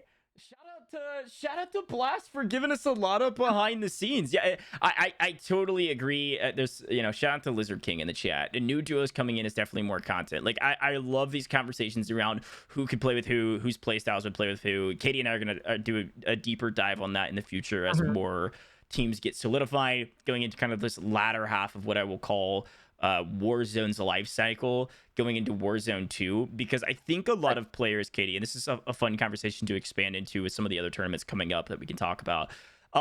Some people have the vision of saying, look, I can, what I will call tough it out, although a lot of changes have helped toughing it out. I can tough it out for the rest of the traditional Warzone game that we have right now until Warzone 2, because I see the potential of Warzone 2 and what they could offer and maybe will offer, right? Because everything is pointing, the signs are pointing to Warzone 2 being this like almost saving grace, not only from the competitive scene, but also just from a general pub scene of being able to like actually play a game and really, really enjoy it. So I'll be curious what they're able to implement, but also who sticks around and grinds these next 9+ months until Warzone 2 so that they go into Warzone 2 with that advantage. It's I think it's a very dangerous thing though for us to talk about Warzone 2 like a saving grace, because I mean that just sets you up for such colossal disappointment. And I really think that not only us but viewers, competitors need to curtail their enthusiasm about it. And it's a very dangerous game to put all your hopes and dreams of everything you've ever wanted to see into Warzone 2 when we know pretty much nothing about it. So I think that's definitely something we have to be careful about. But I agree. It is a great question of, well, who's going to stay around, right? You have the large streamers who... There are streamers who are large not because of Warzone, who can go and do as they please. There are streamers who are large because of Warzone and cannot leave and do what they please. So I think a lot of those people that you're going to see stick around are definitely going to be the ones whose growth and maybe explosion of popularity is directly tied to Warzone. Whereas others like Aiden's, even, Swags, etc., they are not wedded to this game, so they can kind of do whatever they want. Yes, they will oftentimes take potential viewership hits, but not anything substantial to what they usually pull in. But I think it was just interesting what Blast had to say, especially. I do kind of want to touch back a little bit on kind of that wager chat that he mentioned. I knew that existed. More to me like the Cool Kids Club than it does like, I do not want that to be the body in which like players decide things. Yeah, I mean, I think a more structured version of that could work, right? But that's all that's been afforded to them right now. I mean, it's funny, I saw somebody in chat say this that's really close to me. About like 150 days ago at least, I had put together a document at one point that was like, I even called it like the UWR, like it was, or what was it, Universal Warzone Rule Set. Yeah, UWR. I was like, this is what we need to do. I was like on a mission, but then I was like, wait, I can't execute this. Like, it's got to be people that are so plugged into the scene that it'll be respected by everybody. And I think most people would say competitors, like if we did a poll, and maybe we will, most people would say competitors have to have a majority say in the rule sets because they know the best. Now, that is not how necessarily other games operate, where you let the players decide everything. We are definitely in the players market. We talked about this last time, Katie, with the number of events that we have, the number of different organizers we have. The players have a huge sway. So if the players did come together in an organized fashion and in a, what I will call a more professional fashion, and said, we want this to be the rule set, we want this to be what we do every single time for customs, we want this to be what we do every time for 2v2s, then we bring that to production companies, we bring that to the Booms, the EFUs, the Chain Games, the whoever, and say, this is what we want. They have their own tweaks and say, look, I understand this is what you guys want. We can give you most of this, but we can't do this because of, limitations with what we're trying to achieve for the sponsor, limitations we're trying to achieve for Activision. Like, we can do most of this. They all come together, they make the final decision, then boom, this is what we do. And then as the updates roll out, they get back together once every month, 2 months, 3 months, and say, what does it look like to tweak this? Do we need to change this because this gun's broken? Do we need to change this because this gun's broken? And then everybody's on the same page. Then you start seeing a little bit of more love come back for customs, which I totally get where Blast is coming from with 2v2s being the priority and the best, quote unquote, best form for tournaments. But that's also under the assumption that streamers can stream the events, right? Because from the main broadcast side, from me and your side, Katie, it 2v2s make sense to a degree, like it's a lot of action, but the main broadcast can only provide so much value. Now, I would argue you and I provide great value because we're good at what we do, but in a general sense, main broadcasts don't provide a ton. In customs, main broadcasts are like everything. Like, they provide the overarching view, but that's not where viewers come. The viewers go to their personal streams and then come to the main broadcast for filler content, for extra content, whatever. And on the viewer or the streamer's perspectives during customs, there is a ton of downtime and a lot slower gameplay, so it's a worse form of content for the competitors. So it's a catch-22 because both sides there's issues. And so yes, from a player's perspective, their streams are going to thrive at a much higher level in 2v2 scenarios, but from an overall event and competitive perspective, I would still say, even with the RNG issues that Blast mentioned, customs is the more competitive format, and that's where the issue lies within the Warzone community. You cannot argue that 2v2 kill races are more competitive than customs. You cannot. It is a who kills more Timmys, that as opposed to what really good player was better than the other really good player. But I agree. There's just so many issues with the as we said, the co-streaming concept. Providing more value to viewers to incentivize them to be on that main broadcast. I think there's a lot of things to explore. There's a lot of things we've talked about in previous episodes that we've discussed behind the scenes. A lot of it too is waiting for things like that caster mode that hopefully we will see in Warzone 2. Unfortunately, it's just so far away, but providing that value, whether it's the third person perspective to be able to analyze fights, whether it's our ability as casters alongside broadcast to take moments, break them down quickly, and then provide that play-by-play when we come back from breaks, for example. There's a lot of that provides kind of information and a quality of product that you will only ever be able to see on the main broadcast. I just don't think we're there yet. And I really hope that we can get there because that would be extremely valuable. But I mean, I agree. I don't think there's anything wrong either with having a rotation of kill races, mini royales, customs. But at the end of the day, I mean, I agree with you. When it comes to something like a 2v2, is it arguably maybe more interesting because you get to watch someone just steamroll like Superman through everyone in a lobby? Sure. But customs will always be more competitive. And if you are someone looking for a more competitive format, that's where you're going to want to lean toward. Yeah, I would even take it one step further too. Let's also think about it, people at home as well. Like, Katie and I are on the back end a ton in these events, and I do a lot of conversating. I talk to a lot of people about what it looks like to execute for tournament providers from either a sponsor side or an Activision side, and those things are very different. And let's even think about it from an Activision side too. In all reality, besides of course costs, which may come into the conversation, and I'm not the most informed person on this, to be very clear, but I have quite a bit of perspective. Activision wants people playing their games, and they want people viewing the game, right? So when you start talking about CCVs, the main broadcast, sure, it's a point. It is not the most important point. You want the Aidens, the Swags, the whoever playing in your tournament, so that you start looking at the CCVs of the overall event between all of our co-streamers. It is higher. If viewers like 2v2s more, the main broadcast, who knows? Maybe the main broadcast has more viewers in a customs. Great, whatever. But from an overarching viewpoint of the tournament as a whole, are there more viewers in 2v2s?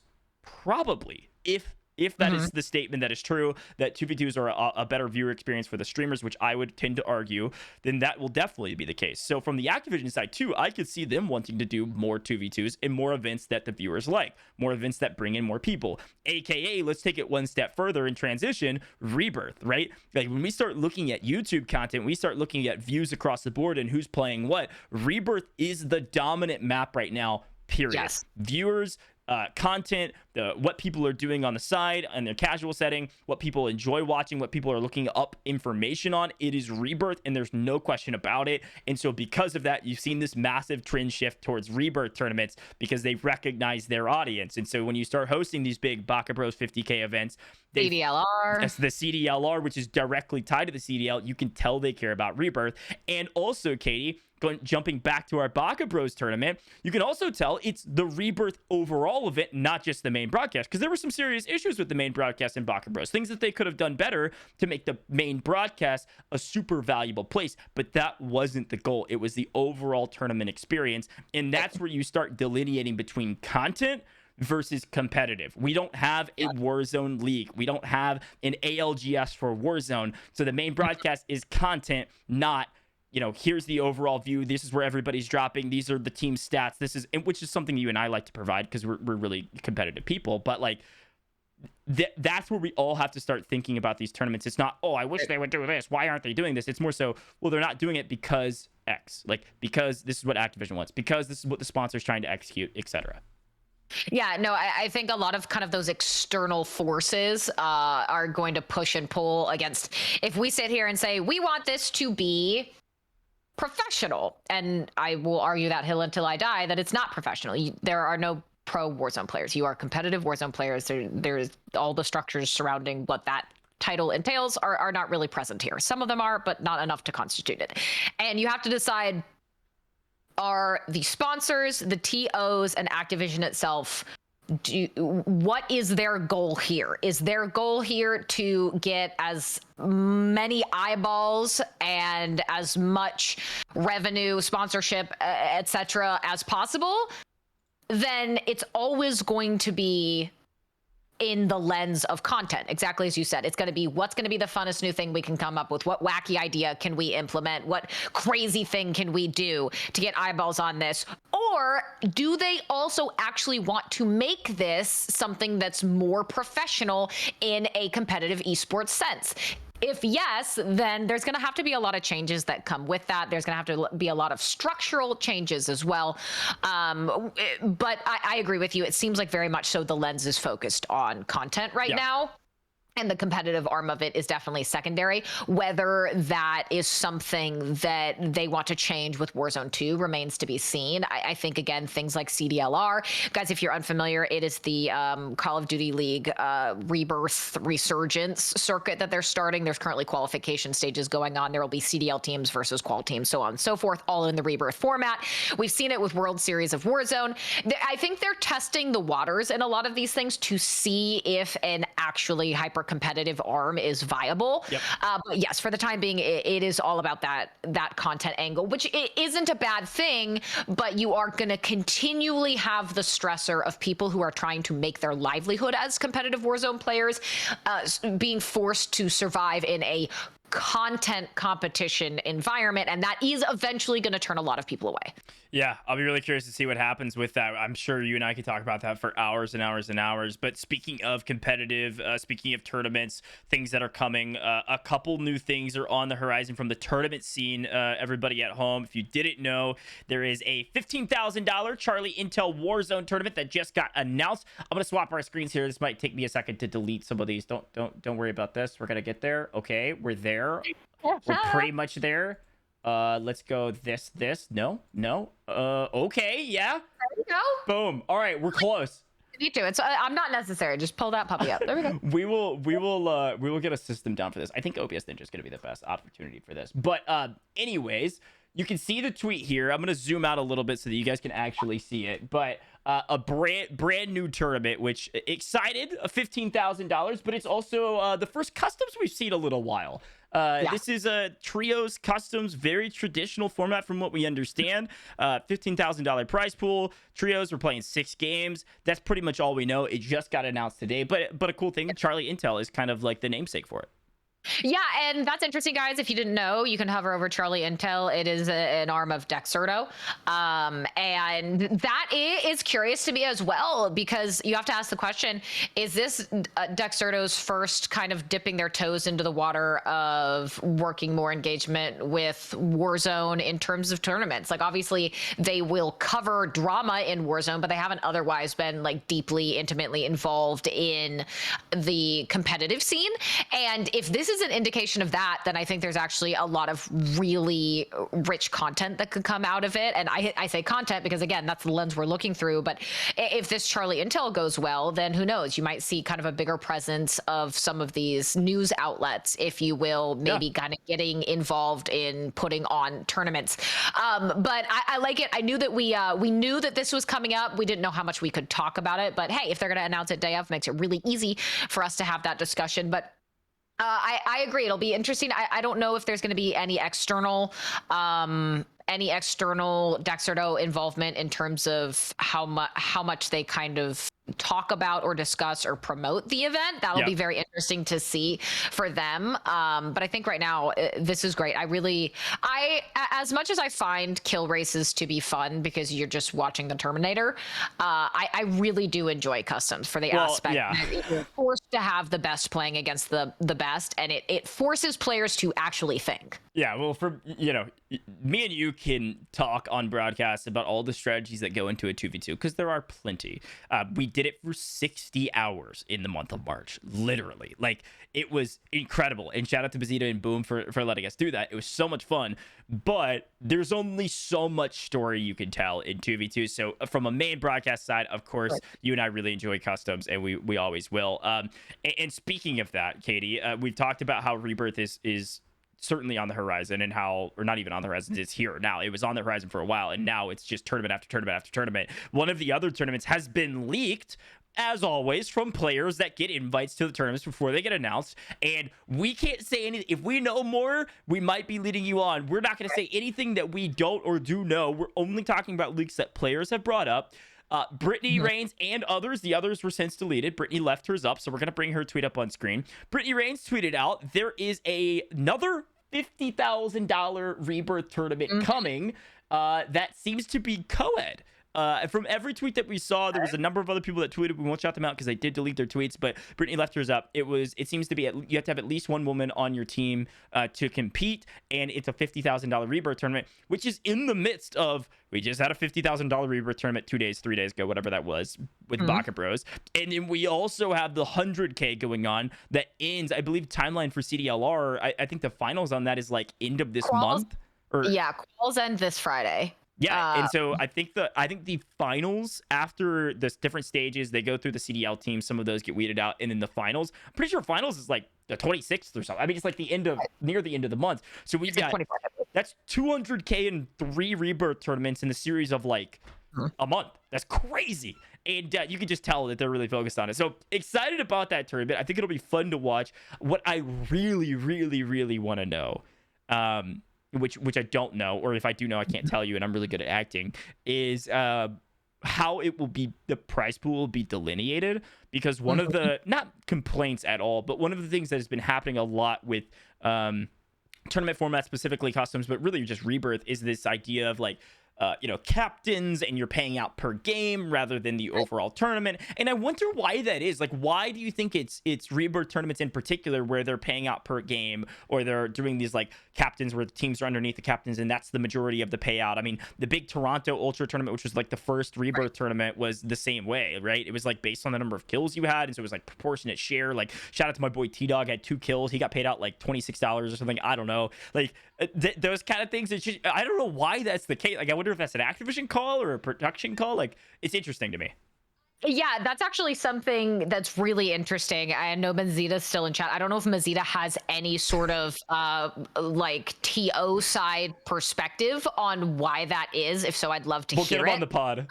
Yeah, no, I'm serious. Like, if he's here, like, I'd love to hear that from someone who might know. But I don't know if it's because of the size of the map and the inherent nature of Rebirth that it just lends itself to a system where it's by map. Because every map is so quick, the map is so small, you're having so many interactions. Maybe people view it as more of an RNG than Caldera, and ergo you want to add in prizing per map to make it a little more viable. I don't know. There's a million different takes that you could have when it comes to this. So yeah, I do think maybe we need to grab Mazita on. But yeah, he says maps being quick is the big one. Players take so long to submit scores is a big one. So, yeah, clearly there's a lot of different reasons for this, but I quite like it. I really do like how Baka Bros did it. Maybe not so much the 5K for the captain, but I did like that there was money on the line per map, and there was money on the line for the overall going the distance teams that performed the best. I think it creates a lot more narrative per map, and it creates more pressure for these teams per map, because not only are you fighting for that overarching kind of end of the line payout, but every single map there's an opportunity for you to get cash in pocket. I think it makes these players lean in a little bit more. It also can kind of counteract tilt in a way, right? Because if you're having a frustrating game and maybe you're not going to win, that every single map you could win money. Doesn't matter if you're not going to win the first place prize out at the end. You always have an opportunity. Baka Bros, you had 10 opportunities to win $1,000 each for your trio going out for a 3K prize. And I really like that, because I do think it incentivizes people to always keep trying, because oftentimes in some of these tournaments, if you're the teams who are bottom of the barrel, you're not performing well, maybe you had a team that just didn't have a chance of winning at all, you see people start tweeting, hey, does anyone have chows? Like, they right on the tournament. And when you see people actively basically saying, I don't care about what's going on anymore, it's a bad look. So I do think this also tends to counteract that a bit, because there's always that hope there for every individual map that maybe you can steal it away and make that play and get some money. Man, that's see, I love Basita. It's a great question too it's a great point to make too of like the score reporting, which comes back to the idea of like, please God, everything that is good and holy in Warzone 2, can we just have an in-game leaderboard? Like, that's all I want. Just give me an in-game leaderboard. It has everybody's place and kills on it. You can scroll through it. Like, it doesn't even have to be in the caster mode. It could be the player mode. I don't care. I mean, maybe that, like, there's opportunity for harassment there because you can see everybody's names. I don't know. But in customs, like, please, that's all we need, so that the score reporting is just so much more streamlined, because right now it relies on streamers who are running 1,000-person streams, are competing for money. It requires them or their mods to submit the scores. That goes through like the admin process, who then submits it onto a sheet. The sheet is then read onto a graphic, most likely on main broadcast, and it's brought up. And in Rebirth, the games go so quick and you're back into the map so fast that does make sense. That like it's just harder to track. To an API. Yeah, that's what Doug said in chat. Yeah. That'd be so beautiful. Just give us the API. Give us the back end, man. Well, I don't know how much I can say. They definitely will not do that. But no, but if they did, it would be really great, but they won't. Anyways, that's really interesting. Yeah, the every map money is not a bad thing. The one thing I do like, though, is the overall storyline of the tournament. So a proportionate share of both directions is always a great way to do it, aka similar to what the Baka Bros did. I personally would prefer more like 50-50 in prize pool rather than, more on one side than the other. But you have to make it worth it per map for it to even be an incentive. So interesting thoughts, interesting comments. Okay, so we talked about the 50K that's coming up that we can't say much more about, even if we know more. The 15K has been announced. Also, we can say this. I don't think this matters. Katie and I will be casting that 15K at least most likely, allegedly. Katie and I will be casting that, which is super exciting to go into a customs together again. That'll be a fun point. And then in terms of... okay. There's a couple different things we could jump here to kind of finish off the pod. There's some really spicy stuff, and I think we have a teaser, Call of Duty teaser. I'm not too much worried about that because I kind of want to stick to the comp scene. Today, I think maybe right before we went live, Clutch Belk tweeted, and I think it's worth having a conversation around this, Katie. Yes. Let's jump into it. Quick background. I will give the Spark Notes version, if you will. Spark Notes can sponsor us if they'd like. To the Clutch Belk situation. A lot of crazy things would happen with Clutch Belk. I don't want to do the overall situation injustice by giving it the Spark Notes version, but I also am not the authority on exactly what happened. I know a lot about what happened. Some really intensive sexist remarks were put towards one of the female competitors in the team, Swisham, in particular, and it devolved into this overall really bad toxic environment. Clutch got called out for it. It went semi-viral to some degree, especially in the Warzone space, and he has since apologized to some degree. There was an original apology. He then apologized essentially for the apology, and a longer process came through that. But sexist remarks, kind of, we'll say this from what we're able to say, like organizers and I'll say organizers weren't really willing to bring him back into the space because of what happened. I'll stop there. Because of that, he hasn't been offered a spot yet. Nobody has been willing to take the chance on him yet. And this is not the first time he's tweeted something like this of like, give me a time frame. When can I come back? Is it possible for me to come back? Because if you guys remember, I mean, Blast even said it in the pod. It was like Z and D, Z-Laner and Destroy haven't won anything in a while. Like they should be at the top. They've been playing together for so long. It was DBZ. It was Clutch, Belk, and in conjunction. Destroy, Z-Laner, and Clutch. Yeah, and they were dominant. They were disgusting. I mean, the only other trio that was competing against, there was two other trios really competing against them for like the best trio in the game, which was Tommy Elman and Noobs, of course, and then Husker, Scummin, and Unrational, Gary. Those are like the only real true three behemoth powerhouses. Once Clutch Buck was taken out of that equation, Destroy and Z-Laner really haven't been able to put too much together since he's been gone. And every single tournament that has come out in the last, who knows, Katie? I mean, really the last couple months in particular, he's been asking for a spot, saying, what can I do? Is there a way I can make up for this? Blah, blah, blah. Z-Laner has come behind him and said, hey, is there a way we can get him in here? There's always room for second chances, blah, blah, blah. And I don't think you and I have the ability to say whether or not he should or shouldn't, but there is a larger conversation around how quickly people can get kind of exiled out of the scene because of things that have happened. Yeah. Okay. So here's the thing with this, right? Is and I don't know if we want to pull up that tweet from him because it does have responses in it by Swish and Queen Shadows. But the problem in this situation is that Clutch did not handle it well. At the beginning, yeah. No, at the beginning, and honestly throughout this, he has not handled it well. And here's the thing. I'm going to give like kind of the callous PR take is that Clutch is fumbling the bag really bad. I don't even care if you're lying. Like, if I'm talking from Clutch's perspective here, if I'm Clutch and I don't feel bad about this, then put out a direct apology to Swish, reach out to Queen, just bite that bullet, even if you think you didn't do anything wrong, apologize to them, and you would have been back in these tournaments a long time ago. That is the very much devil's advocate, like, callous take. I don't know if that's how he feels. I am just conjecturing. Yeah, sure. Or if you're sincere and you do feel bad, why did you not ever privately reach out to them? Swish's response to him is he has me blocked. I do believe in second chances and that people can better themselves, but I never got a genuine apology or direct message. That is exactly what Queen says as well. I believe people deserve second chances, but you never directly apologized to Swish or me or tried to have a conversation. I have also heard that from other people who were involved in the situation, that there was no direct remorseful in any sense or otherwise dialogue that was occurring. Sure. That wasn't a dialogue of why am I being punished? Let me back. Kind of whining, if Sure. you will. And you're just not going to get anywhere with that attitude. Whether you need to be political, be a little politically savvy about how you go about this. There have been multiple avenues for him to get back into the competitive scene. And I think being obstinate and being kind of bullheaded about this is not paying him dividends. And I think at this point, it's never too late to apologize for something. It's a great song. It's not like Swish and Queen are not bitter shrews who are going to hold this over you forever because fuck you.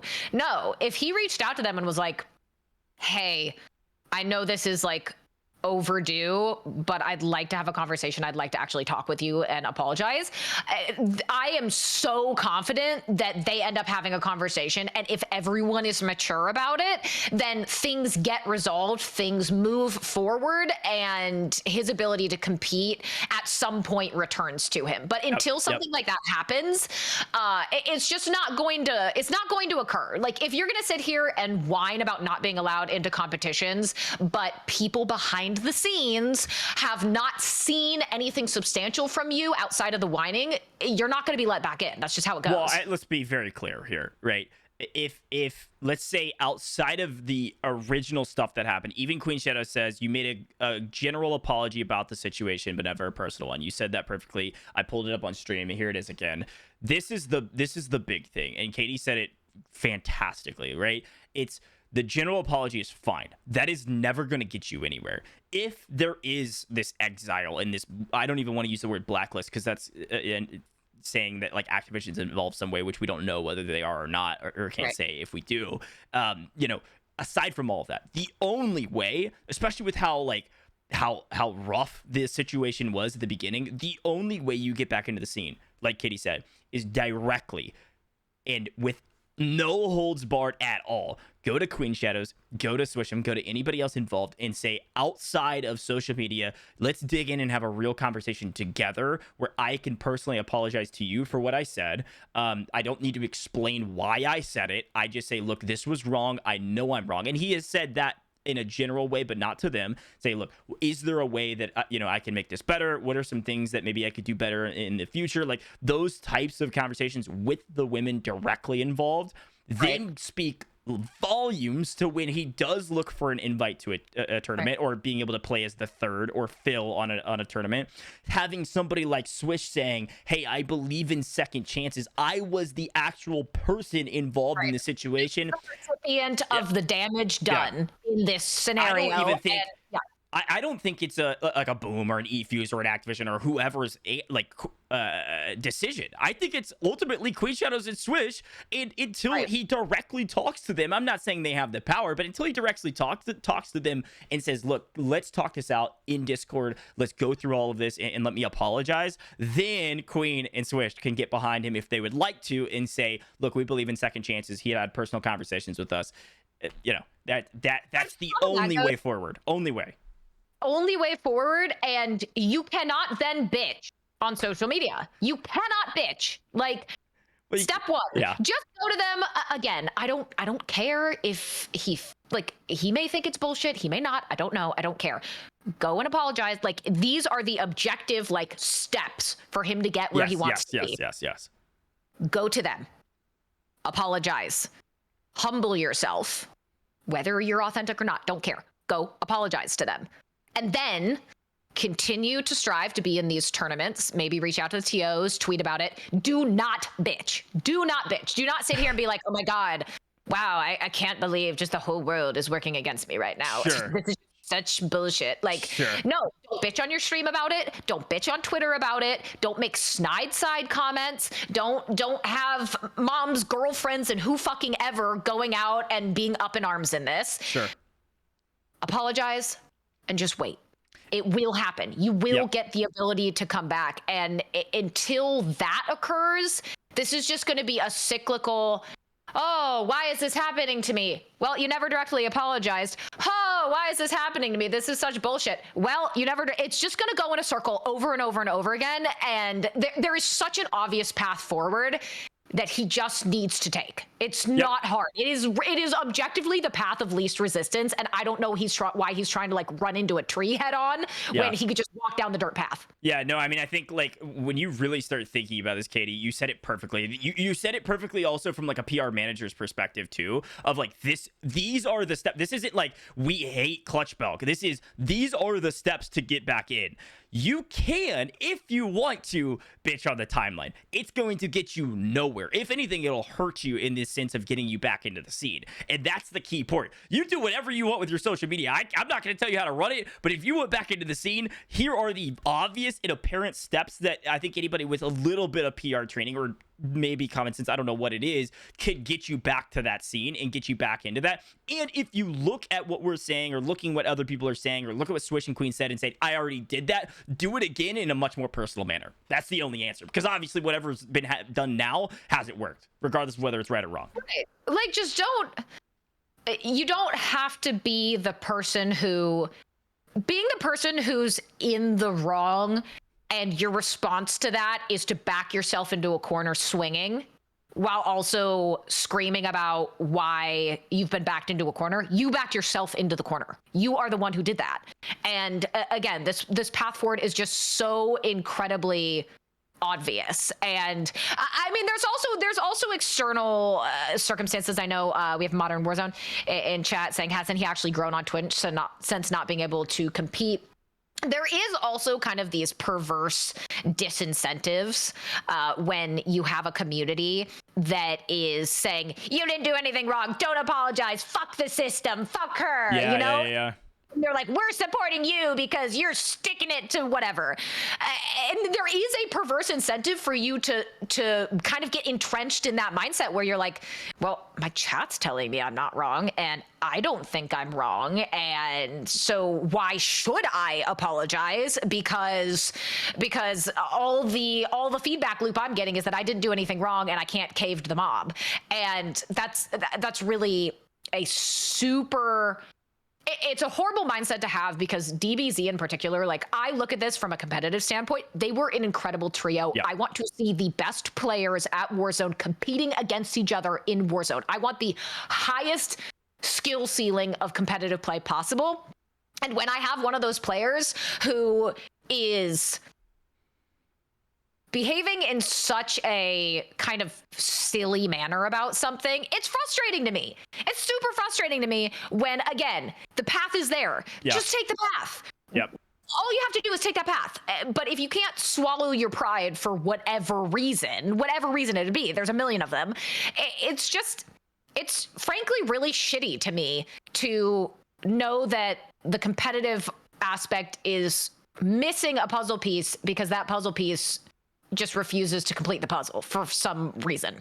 Yep. And could have taken those steps a while ago, to be totally fair, too, right? Like, it could have been something even more immediate, even if you didn't recognize how bad it really was immediately when it happened, and the initial apology was a little whack. Like, coming off of that and doing a second apology that wasn't personal, it seems so obvious that all it takes is just, hey, let's get down into the nitty gritty. If I truly believe that DBZ was going to take me to the moon, which honestly I was a huge proponent of. I mean, Katie, I remember I talked to Clutch Milk in person about DBZ and how much of a value proposition it was for him being the quote unquote smallest of the three, because he was as talented as the other two, you know, at least to some degree. Had won a number of tournaments without them. They group up, they start winning, and they're not losing. I mean, they're podiuming almost every single event. It was gold. So they're one of the best trios to watch because of the vibes. Yep. The vibes were just absolutely impeccable. It got you hyped to watch them. And I mean, guys, Z is playing all the time with Doc. Like, it's game over. Destroy is a huge streamer. Like, you are only hurting yourself by doing this.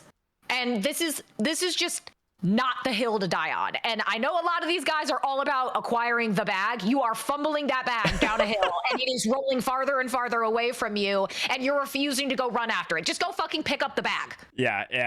It is tough. And I will say, like, he knows, you know, I think some of the complaining, if you would call it that, on the timeline is certainly due to, like, his stream and things going a little bit lower because he's not competing. That was his main, like, content piece. We go back to Warzone content. It's competing. That's really all we have besides meta weapons and those types of things on YouTube. Like, from the streaming perspective, competitors are winning out on Warzone right now. So super interesting conversation happened today. I'm sure there'll be more on that conversation the longer and longer this goes. It was dormant for a while. He let it rest, and now it's back onto the forefront of most everybody's mind. I mean, every tournament tweet there has been free clutch, and it's like, hey, Clutch, let's free ourselves here. Like, let's do it ourselves first, and then if that's where we have to go to next. The cell that you're currently in, you're holding the key. I don't know if you recognize that it's a key, but it is in fact key, and you can use it if you want to.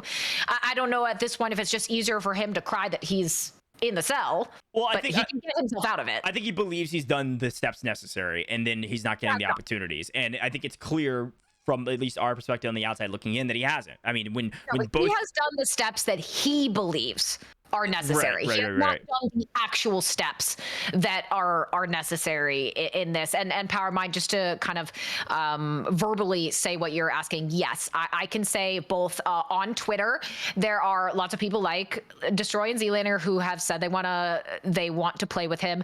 And there are people behind the scenes when it comes to replacements or questions to tournament organizers who consistently ask if they are allowed to bring him into a tournament. And in a case like that, yes, people very much so. If he's allowed back in tournaments, he will instantly get packed up. Instantly. Yeah. Definitely. Well, that's about all we wanted to say on that topic. It is a very big conversation in the competitive scene because he was such a massive player in the scene, specifically DBZ. So yeah, hey, look, Katie, we hit a lot today. We are about an hour 45 in. This is our target. Blast was a pleasure to have on. There's more stuff that, yeah, seriously, he gave us a lot of insight from the player side. We're going to continue to bring on more comp players and specifically talking about tournaments, formats, what they like, what they don't like, what are ways they can work with tournament organizers better, perspective. It's always great to have because the tournament scene is still thriving despite what people may think. There's a lot of events happening and excited to be able to cast those events as well as bring you more information around them. So thanks to everybody tuning in. There's more we can talk about. There was a Godzilla post. I know Doug's tweeting about it, talking about it. Maybe Doug and I will hop on a different podcast and talk about more general Call of Duty Warzone stuff because that Godzilla stuff looks crazy. And if it affects tournaments, well, we're going to be seeing customs for a while. So stay tuned for that. But hey, chat, thank you guys seriously for tuning in. This is the Bot Lobby podcast. This is everything there is to know about competitive Warzone. We are talking about tournaments and tournaments specifically. We're talking about the comp scene, what changes need to be made, what things are happening. And of course, I mean, we got to say this on broadcast, Katie. It's in our graphics, in our announcement graphic. Shitter's Digest is the portion of our podcast where we bring up Twitter and we look through a drama, whether it's conversations around new players, new teammates, people having drama between them, scumming, accusing people of hacking, whatever. That's the Shitter's Digest we love. A little too much spice. It's all going to be in Shitter's Digest, guys. And we've got a lot more in the works. And as always as well, you can DM me, DM Gojj. But yes. If there are people you want to see on the podcast, if there's topics that you want discussed, if you have questions that you would like to ask to have answered, please don't hesitate to reach out to us. I think Gojj, yours are, but I know my DMs are open. Yes. So feel free to reach out to us. But again, as always, we are trying to make this the space within competitive Warzone where we can have nuanced, layered discussions about serious topics and maybe not so serious topics, but provide a forum for it where we can really dig deep about things. Yep, and as a reminder, we'd love to have Smixy on, by the way, White. If she were, I know she was in chat here earlier, but we'd love to have Smixy on if she ever wants to. The more competitors, the better. As a reminder, you can find Katie and I on Twitter. I'm Grandmaster Gojj on Twitter. She's World's Bedford on Twitter. They're both linked in the chat right now. We also have this eventually. We're kind of in the swing of things right now. We will have all of the VOD content here on my Twitch. Will go to YouTube, trimmed on both sides, so you can watch it in its entirety, start to finish. Interview with Blast and everything. Ideally, of course, we would like to timestamp that for you. We'll keep you updated on that. But in regards to that, this may or may not go on the audio version. Check this out, chat, and everybody listening over there on Twitter. There's like 3 of you because everybody came over to Twitch because you guys are amazing. Listen, we are looking for somebody directly tied into the social media space to essentially play the executive producer for this show. What do I mean by that? Really, really simple. You know, when I start messing with overlays and stuff and I screw it up because I'm using Discord screen caps rather than other things. Yeah, you're that guy or a girl or a woman or whoever to help us with that so that I don't have to do that live. Also, you'd be helping us with posting onto YouTube. Very easy because you just trim the beginning and end and have an understanding of how to tag, how to thumbnail, and can handle those things to then be able to push it live on the audio version as well as the YouTube version. Those are things I can do. Those are things that Katie can do. It's not like, oh, we're just too busy. We're big. No, we want somebody that's an expert that can do it way better than us so that we can continue to grow the podcast, etc. Does that make sense? So if you guys are interested in that, please DM us on Twitter. Again, ! Socials will bring us both up, as well as ! Podcast will be where the VOD content leads to. Inaugural episode, Katie, fantastic, so much fun. I know our episode -1, if you will, with Shifty was a blast as well, and we had a lot of great people at home giving us a lot of insight. I see OG Pickle in the chat. You're a freaking legend. I hope you're having a great time today. But I think that's it. Katie, anything else? Shout out your major socials before we close this thing out. No, World's Bedford on Twitter, Katie Bedford on Twitch. Appreciate the follows, appreciate the support here, guys. But no, I think that's about it. Next steps are looking solid, but again, we'll consider Smixy, and guys, please don't hesitate. Any questions, suggestions, throw them into our inboxes. We want to read them. Absolutely. Thanks for tuning in. We're gonna get like a jingle or something too with our executive producer, so just ping us if you're interested. We'll make a tweet about it as well. You guys are incredible. Thanks for the support. Thanks for all the subs as well and follows. Looking forward to doing this more. See you guys in the next one. Peace.